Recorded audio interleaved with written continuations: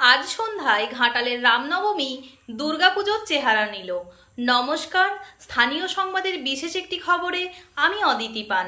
আজ সন্ধ্যায় ঘাটাল শহরের কলেজ মোড় যেন পরিণত হয়েছিল এক বিপুল ধর্মীয় উৎসবের মঞ্চে। হাজার হাজার মানুষ ভিড় জমিয়েছিলেন রামনবমী উৎসবে অংশগ্রহণ করতে।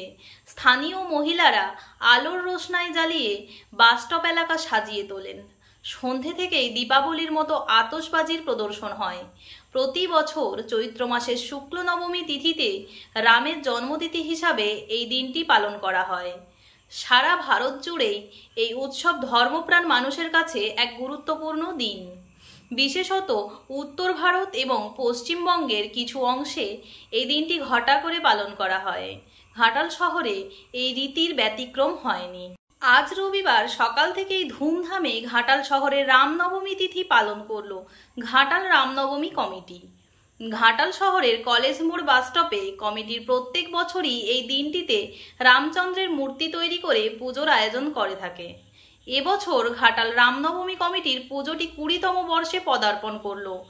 আজকের দিনটি উপলক্ষে প্রায় 900টি বাইক নিয়ে একটি বিশাল র্যালি বার করা হয় ঘাটাল শহরের বিস্তীর্ণ এলাকাসহ পার্শ্ববর্তী গ্রাম পঞ্চায়েত এলাকা পরিক্রমা করে। শহরের ইতিহাসে এত বড় বাইক র্যালি আগে কখনো দেখা যায়নি।